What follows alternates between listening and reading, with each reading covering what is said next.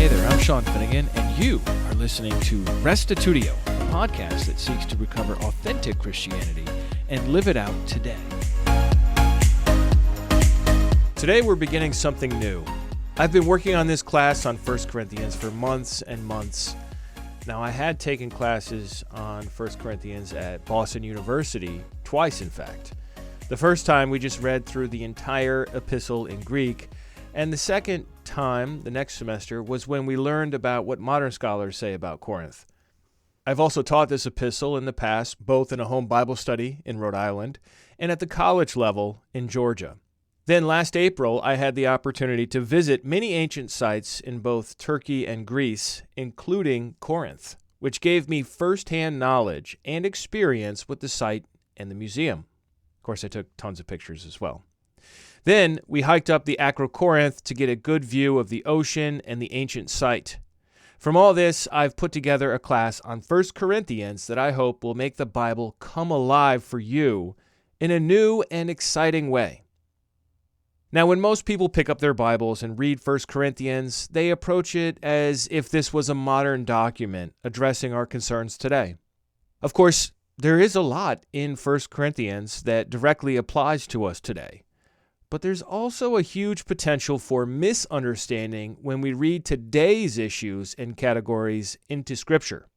A better approach, and the approach I'll be taking in this class, is to do the hard work of adjusting our minds to think like they thought in their time and place.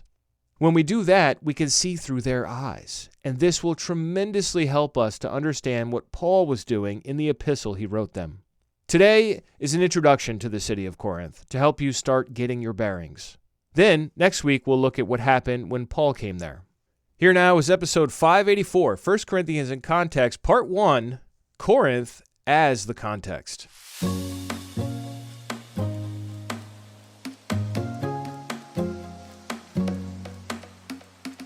Welcome to the 1 Corinthians in Context class. I'm so glad that you're all here with me tonight. I'm really excited about this class. I have been researching it and studying it a lot over the past months, and I'm excited to share what I've learned.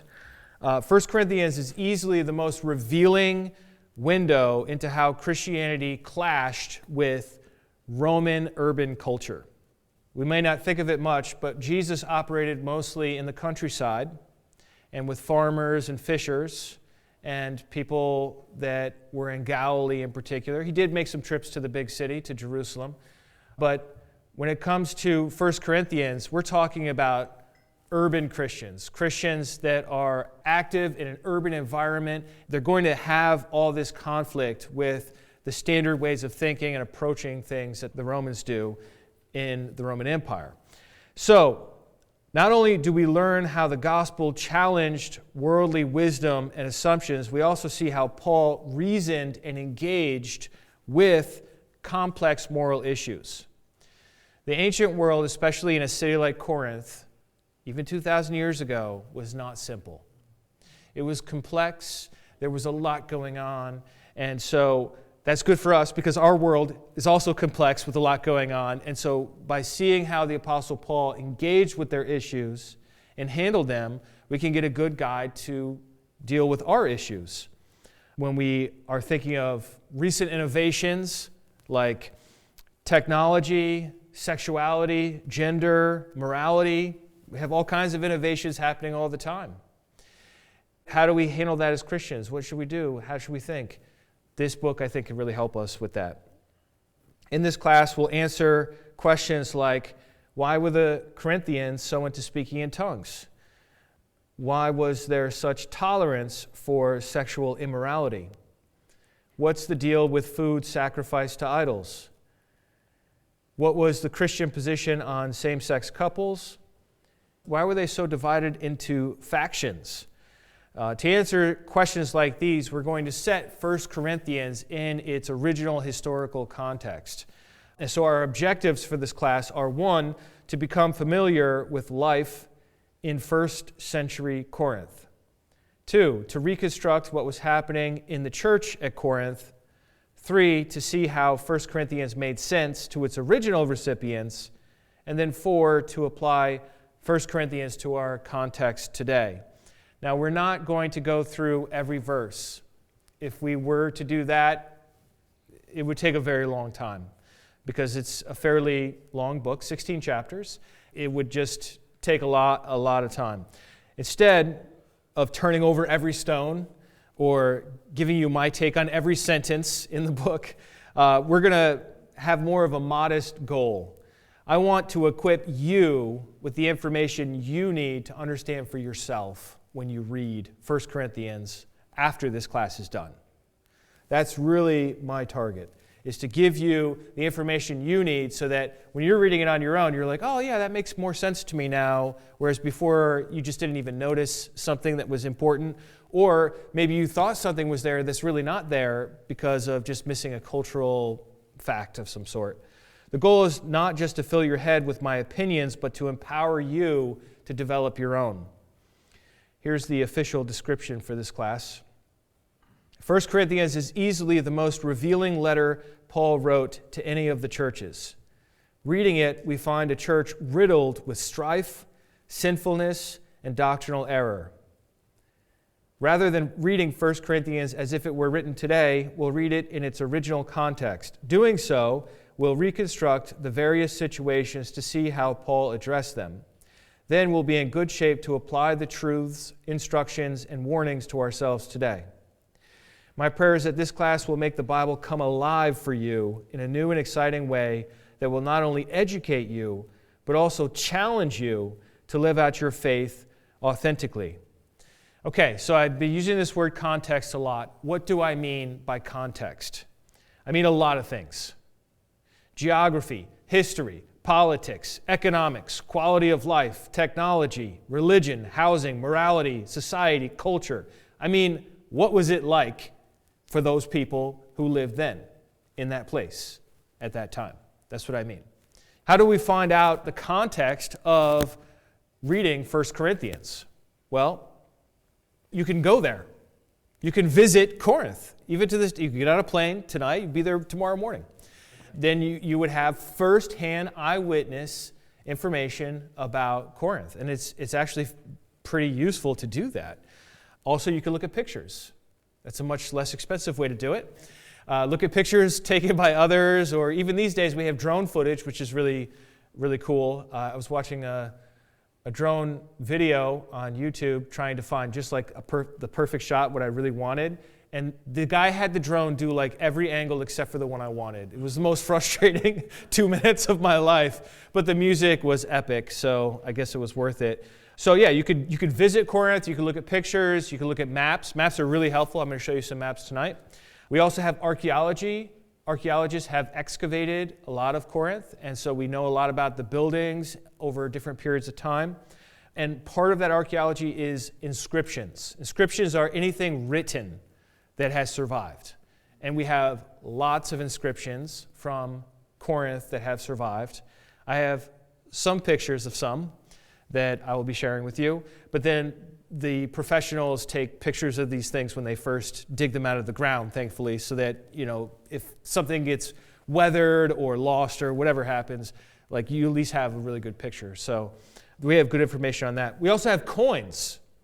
Coins survive, and the coins from Corinth are in like really good shape, especially some of the gold coins. Like, they're gorgeous, and you can see very clearly who's on the coin and what it's talking about, and like some of their symbols and stuff. And guess what? It's not George Washington and an eagle.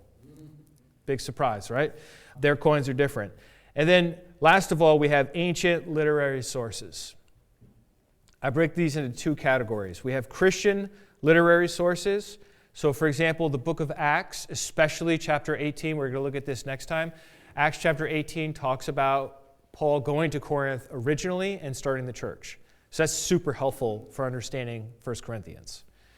1 Corinthians itself, obviously, is a Christian literary source that we're going to use. 2 Corinthians as well. And Romans 16, I believe that Romans was written from Corinth. And in the last chapter of Romans, you get shout-outs, greetings sent from people that are there to the church at Rome.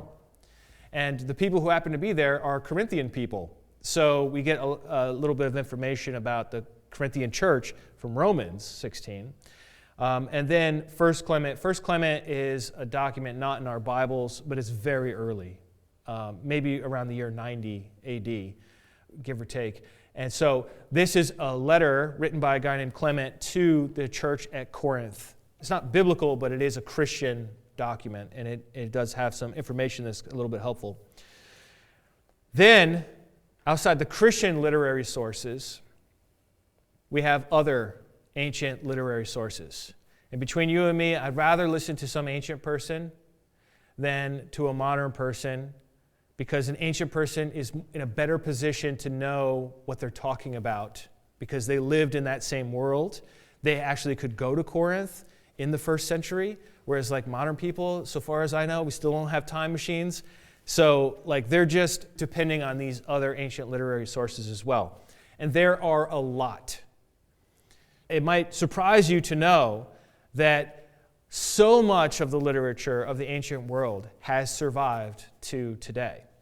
And so we have, I'm just going to rattle through this list quickly here, but we have Pausanias, Antipater of Sidon, Polystratus, Cicero, Carnagarus, Diodorus Siculus, Strabo, Livy, Propertius, Vitruvius, Philo, Petronius, Pliny the Elder, Epictetus, Josephus, Martial, Pseudo-Julian, Diochrysostom, Plutarch, Juvenal, Pliny the Younger, Suetonius, Appian, Florus, Aelius Aristides, Lucian, Apuleius, Gellius, Lysiphron, Cassius Dio, Philostratus, and Athenaeus. 32 sources, 32 ancient sources that talk about Corinth, either specifically the century before Paul got there, the century when Paul was there, or the century after Paul was there. Okay, so like that full range of like 3 centuries. All of these sources has something to say about them. I have read everything they have written that relates to the city of Corinth. I've taken notes on anything that I thought would be useful for this class. And so I'm going to be sprinkling in quotations from these ancient authors. None of these are Christians. A couple of them are Jewish. For example, Philo and Flavius Josephus are both Jewish. Some of them are Greek, some of them are Roman, but they're not part of the Bible, they're not part of Christianity, but they just tell us about the city and even more importantly about the people who lived in the city. Now, before you get too impressed with me, I want to come clean that I encountered all 32 of these sources in this one book by Jerome Murphy O'Connor called St. Paul's Corinth. So if you want to do your own research and just like get all the quotes, it's actually very easy to get to in this volume that he put together some time ago. All right, so for example, let's start with a quote from Pliny the Elder. Pliny the Elder died in the eruption of Mount Vesuvius in the year 79. I always feel such a connection to Brother Pliny because I was born in 79 and he died in 79, but you know, it's just 1900 years apart. But anyhow, Pliny the Elder said the following. He said, the inlets on either side are called the Gulf of Corinth and the Saronic Gulf. He's talking about Corinth, the city. This is a first century person who had been there in the first century.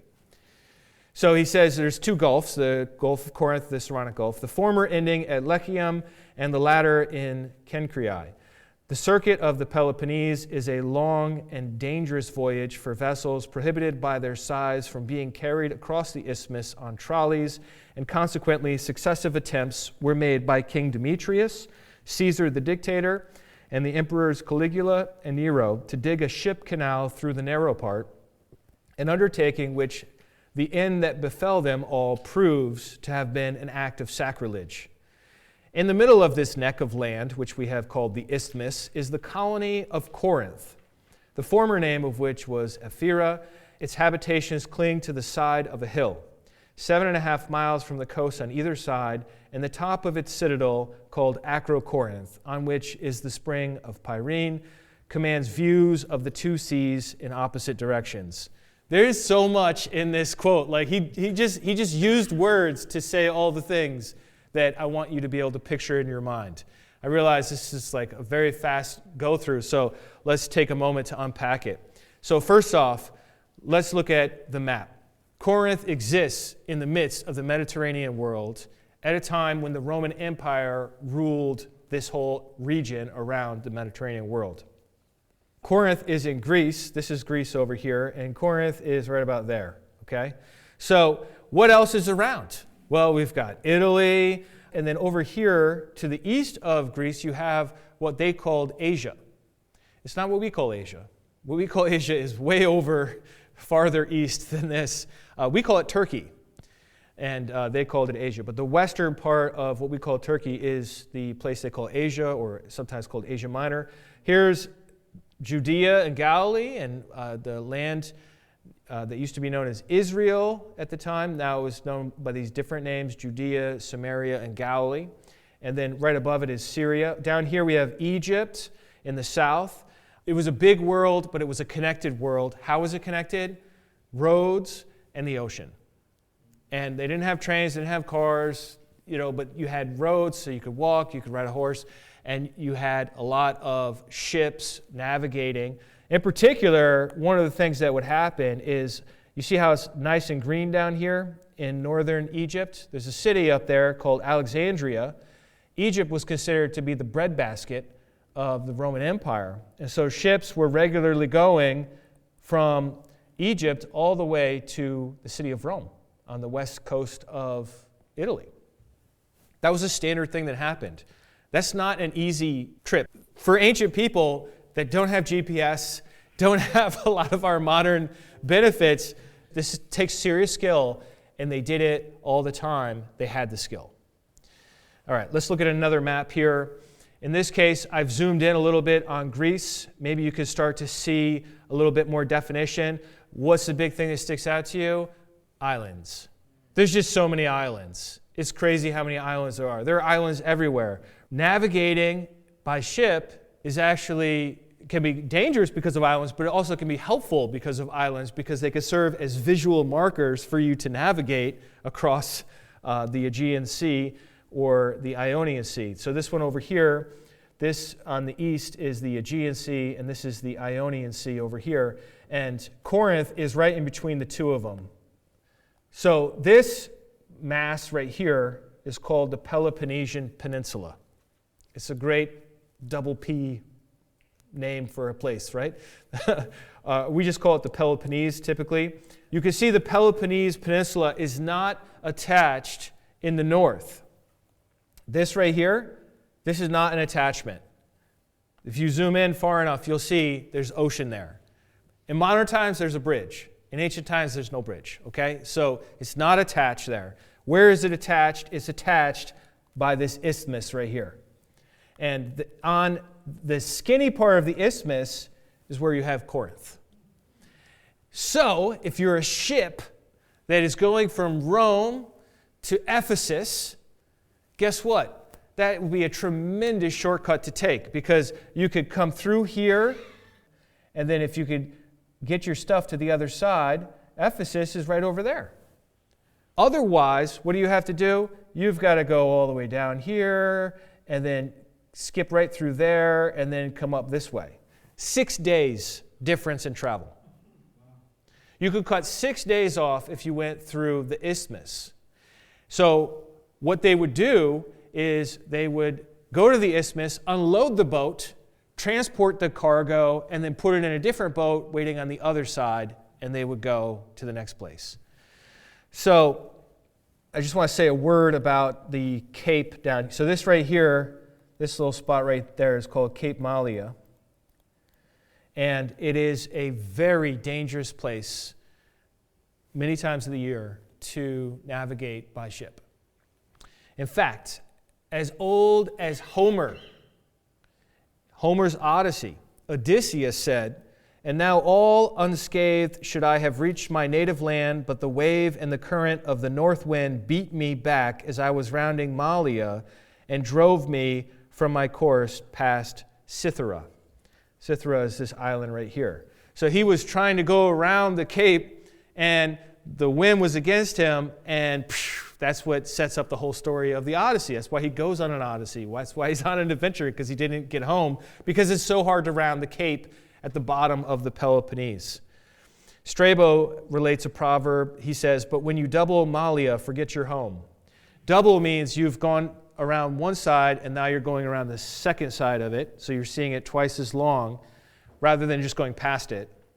You're actually making the turn and trying to go around it. He said, just forget your home. Like, it's just suicide, buddy. Like, don't even try it.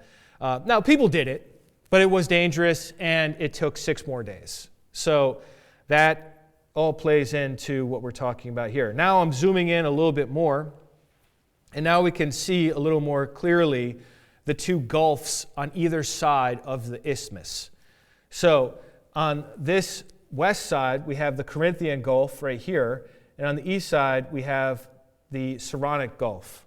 And then the part where the isthmus is narrowest is where they would transport everything across.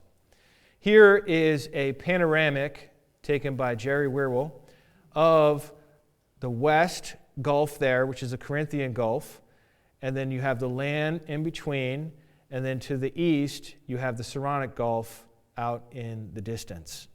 So you can see it is a narrow piece of land, 4 miles across at its narrowest.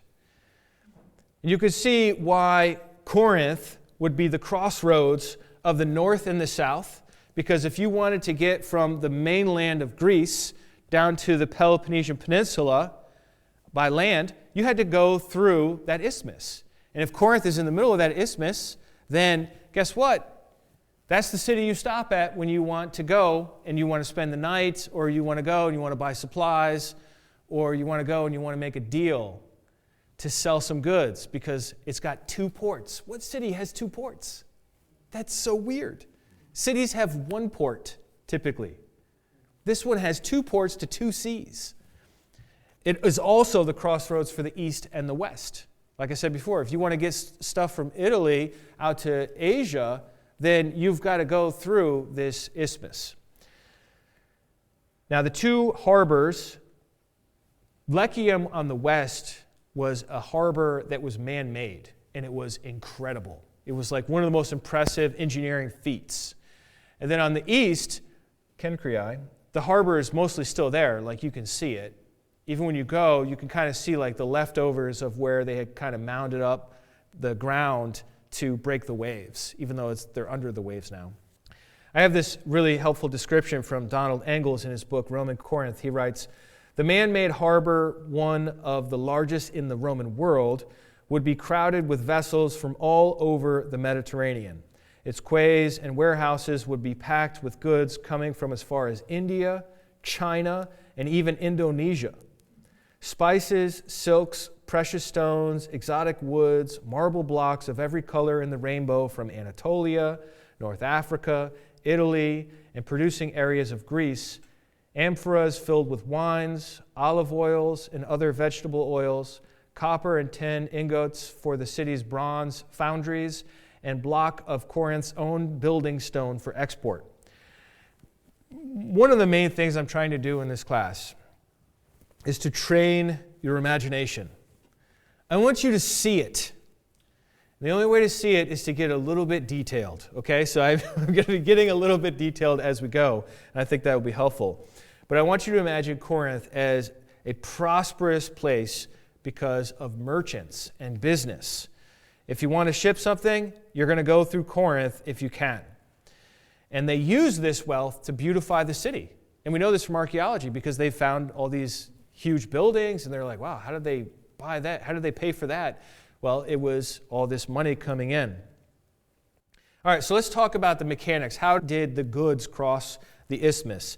In the 7th century before Christ, a guy named Periander, the ruler of Corinth, wanted to dig a canal. So already 7 centuries before Christ, they're thinking to themselves, you know, if we could just dig a canal here, it would really be great. And so he attempted to do it, failed. Instead, he built an overland stone road that's called the Diolkos. Merchants could unload their boats and transport their cargo across it to another boat. In the year 44 BC, the emperor, well, not really emperor, but Pliny the Elder called him the dictator. And when Pliny the Elder calls him a dictator, he's not trying to be rude. Like, he actually had the title dictator conferred upon him by the Roman Senate because he was fighting wars, and you would assign somebody the title of dictator for 1 year to like just deal with military stuff that needed to be done. It's just that Julius Caesar didn't give it up after he was declared dictator. But anyhow, Julius Caesar in the year 44 BC planned to cut a canal through the isthmus, but was murdered. Then, during the reign of Tiberius, from 14 to 37, he sent engineers who attempted to dig a canal, but couldn't make much progress. So instead, they fashioned logs so that they could roll boats across the Diolkos. This is like the same way the Egyptians moved huge blocks to make their pyramids. You put logs and then you can roll across them. Eventually, they cut channels in the pavement to guide the wheels of trolleys, and these wheels are about 5 feet apart. The Diolkos was a major source of income for Corinth. Even though it didn't have a canal, it had a stone road, and guess what? Corinth is going to control that stone road, and they're going to charge people for it. Makes sense, right? What do we call that today? A toll, right? Like toll booths, and you're on the highway, and they charge, oh, you can't go over this bridge. That's $20. Oh, okay. Oh. Then we have Caligula. He reigned from 37 to 41. He really wanted to dig a canal too, through the isthmus. And he sent a chief centurion to survey the work, but nothing came of it. Then in 67, Nero gave it another try. Suetonius, a historian, says, Nero took a mattock himself and at a trumpet blast broke the ground and carried off the first basket of earth on his back. So it was a ceremonial groundbreaking that Nero was involved with. Nero's general, a man named Vespasian, was out in the east conquering Galilee, putting down Jewish revolts, and he rounded up 6,000 of the strongest men in the city of Tiberias, which is in Galilee, captured them and brought them to the isthmus to dig the canal. So he took Jews and brought them over who would now be slaves and forced them to dig. They made it a half mile, and then Nero died suddenly, and his successor, Galba, didn't care about the project, so nobody kept building it. And that's the way it was for centuries. Like basically, Pliny the Elder's attitude in the year 79 is the attitude everybody had for centuries and centuries. Actually, there was one guy who was saying, well, the Ionian Sea is a different level than the Aegean Sea, so if you dig a canal, it could just drown everybody, which is ridiculous. But that was another reason they had for not doing it. It wasn't until the year 1893, after 11 years of work, that Greece had won its independence from the Ottoman Empire and had this canal actually dug. And you can see from this satellite picture, the canal goes straight through the isthmus, which is pretty cool to see. They have lots of bridges over it. When you stand atop the bridge looking down on the modern canal from the 19th century, you're amazed by how steep the walls are and how they're solid stone, which is I wonder why the Roman emperors had such a hard time digging this thing. You needed dynamite and modern excavation tools to do it. When I was there, I saw 4 sailboats making their way through it, but sadly, 19th century sized boats are not 21st century sized boats, and so our modern, big barges and stuff can't go through it. It's too narrow. But it did finally get done. Well, let's go back to the history of Corinth here.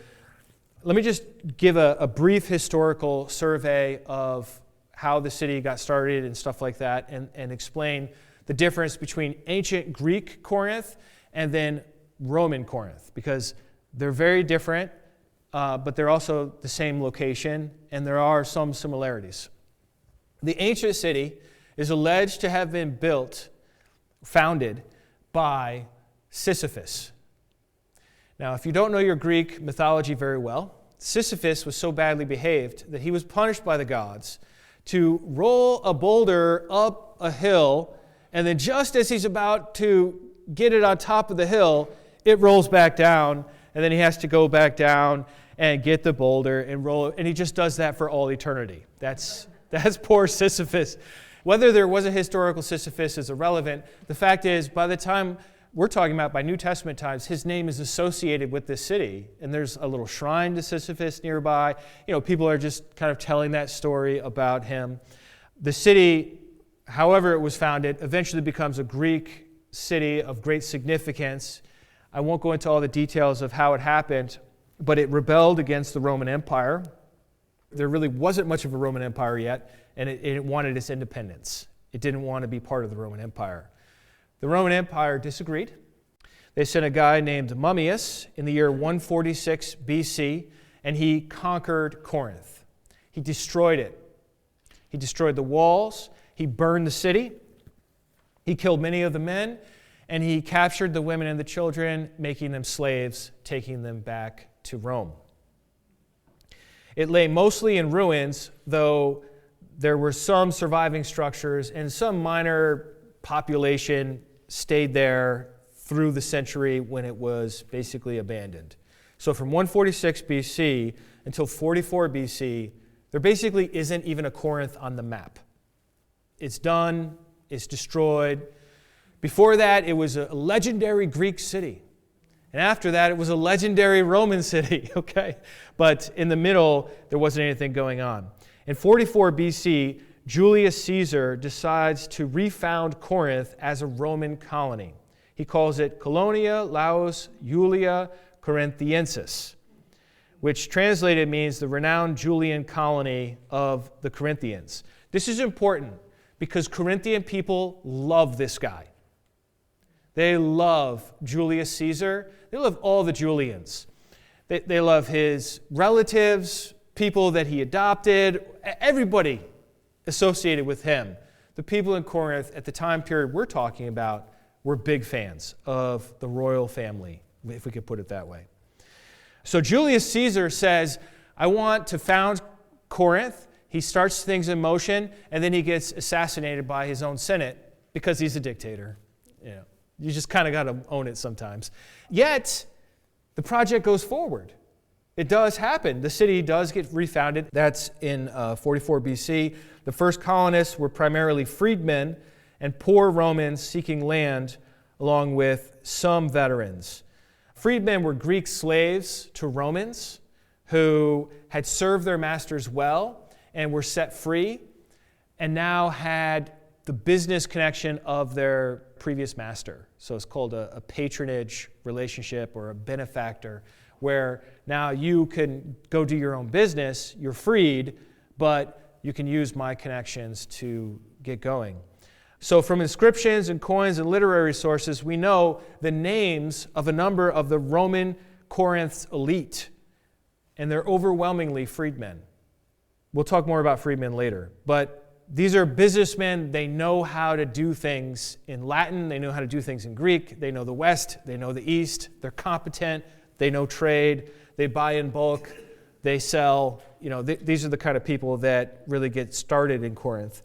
Here's a quote from Jerome Murphy O'Connor. He says, the first colonists would also have numbered slaves, and of course, freemen willing to gamble on the advantages of being in on the ground floor of an enterprise which promised great rewards. Once the new colony grew, it would have attracted far-sighted entrepreneurs from both Greece and from the major trading countries in the eastern Mediterranean, notably Egypt. Such infusions of new capital in a prime commercial situation inevitably generated more wealth, and within 50 years of its foundation, many of the citizens had become men of very considerable means. In order to gain capital, however, many of the first settlers turned to grave robbing. There was a ready market in Rome for Corinthian artifacts in terracotta and bronze, and the graves had not been looted by the army of Mummius. Interest in terracotta soon waned, but desire for bronze waxed. Well into the 1st century AD, the avidity with which collectors sought Corinthian bronze could be termed a mania by Pliny the Elder. There's a lot there. I'm not going to unpack it all. We're going to come back to Corinthian bronze later. I just want to make one quick distinction, which is there's a big difference between a freeman and a freedman. Freemen, free people, we would just say free people. They would say men, referring to men and women. It's an old English thing. They're saying that these people were born free. Whereas with the D, freed men, These are former slaves, and they will always be attached to the name of their previous slave owner. They will literally take that as a name. So their slave owner is going to be a Roman. It's going to be a Latin name. And you can hear the difference. Like Greek and Italian people know the difference. Okay, so when they look at the inscriptions, they see Roman name, Greek name, and they're like, oh, freedman. This person had been a slave, and they took that name because the name was prestigious, and you passed the name down, like Flavius Josephus. Flavius wasn't his birth name. He took that name on because of his patron. So that's how it goes. Colonists received plots inside and outside of Corinth. Those they received outside were for farming. Those for inside were for living. They instituted a Roman government with Roman institutions. Latin was the official language. According to John Kent, there are 104 inscriptions from the first century that have been found in Corinth. 101 of them are in Latin. 3 are in Greek. What does that tell you? It tells you that the important people who make decisions on what gets carved into stone, what letters get carved in, they're overwhelmingly saying, we are a Roman colony. Not all cities were Roman colonies. Most cities were not Roman colonies.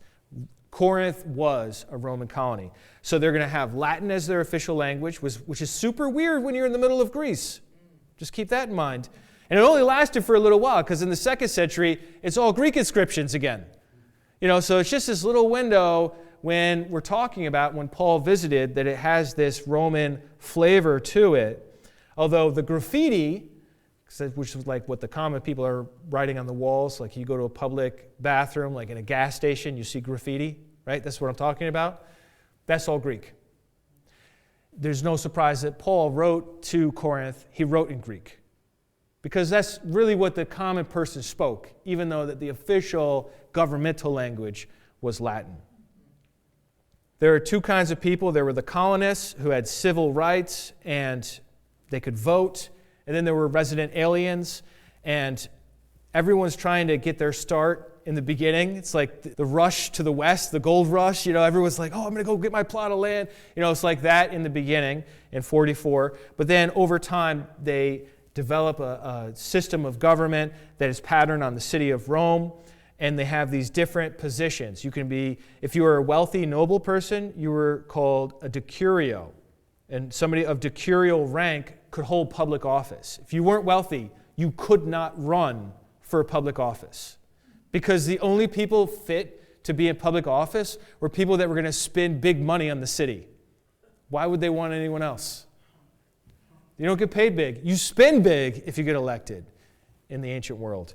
Each year, Corinth voted in 2 men to be aediles, and they maintained streets and public works and marketplace. And there were also 2 men called the duovirs, and they were like the ultimate authority in the city. Maybe we would call it a mayor, something like that.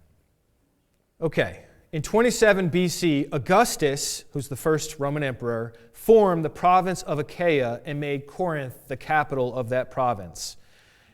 The colonists began huge building projects, including many temples and 2 major marketplaces, which are called forums, not agoras. In a Greek city, we would call it an agora or an agora, right?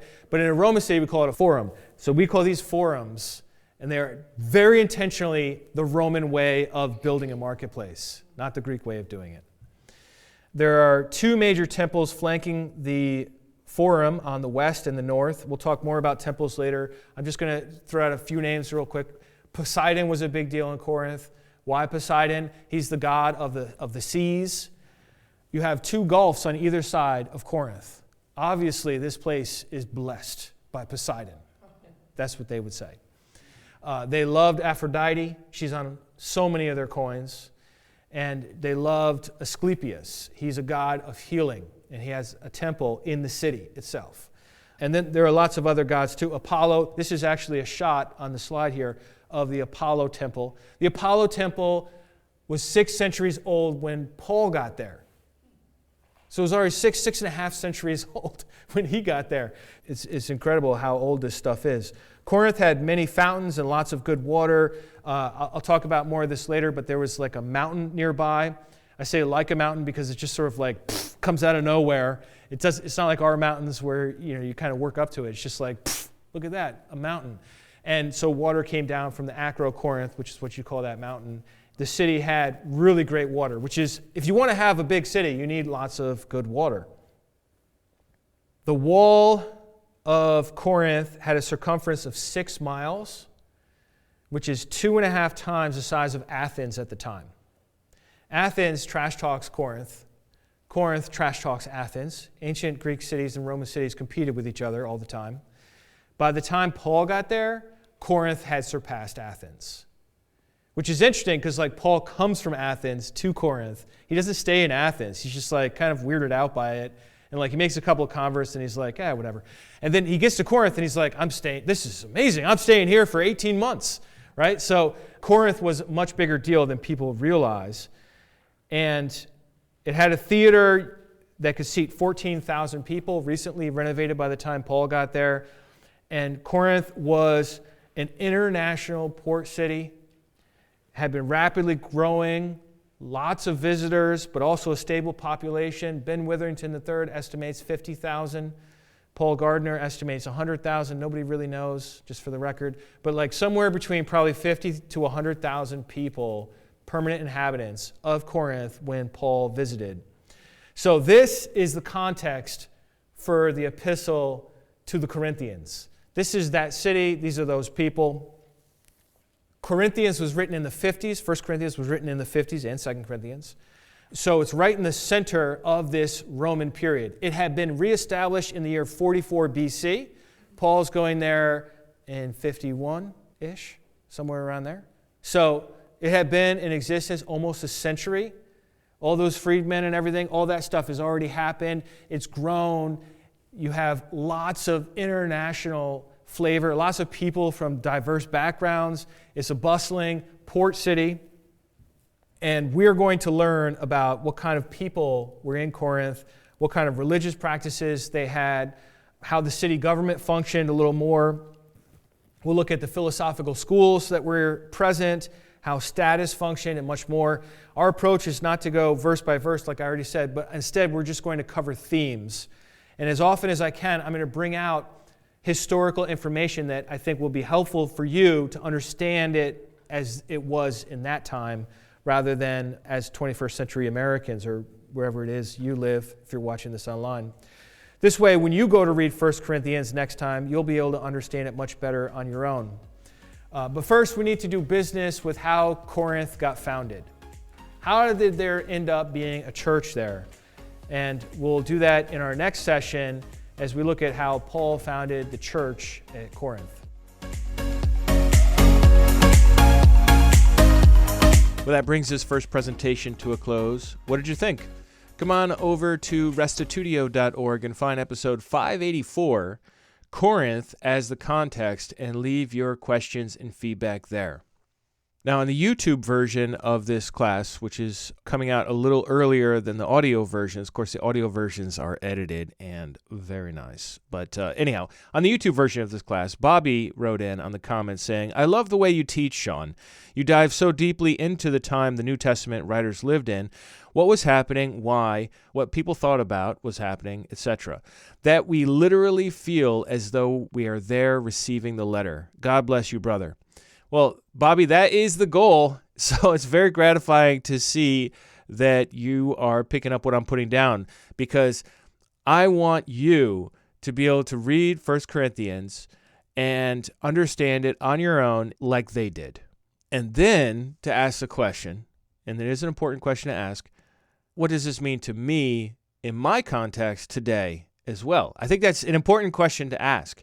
And in my experience, the more liberal-leaning scholars will tend to only focus on the past, and the more conservative-leaning scholars will only focus on the present.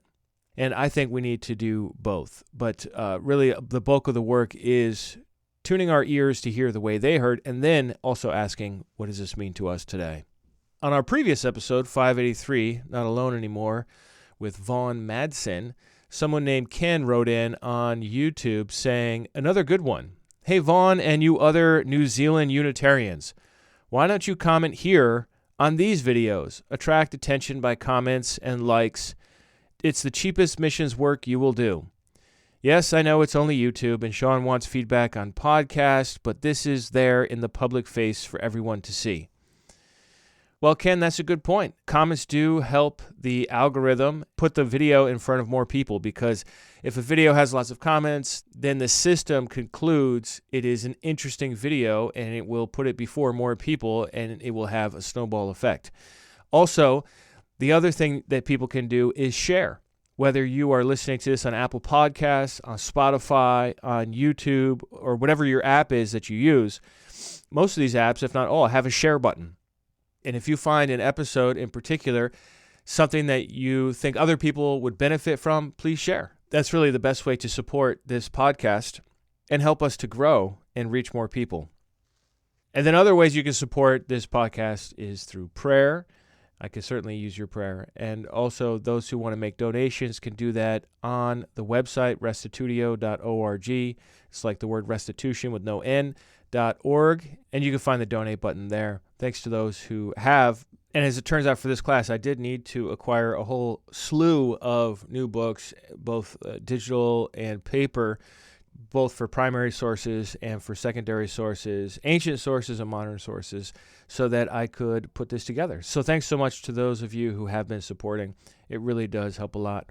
Well, that's going to be it for this week. Stay tuned for next week. We'll get into Paul and looking at Acts chapter 18 and what it was like when he came to Corinth as we continue through this class.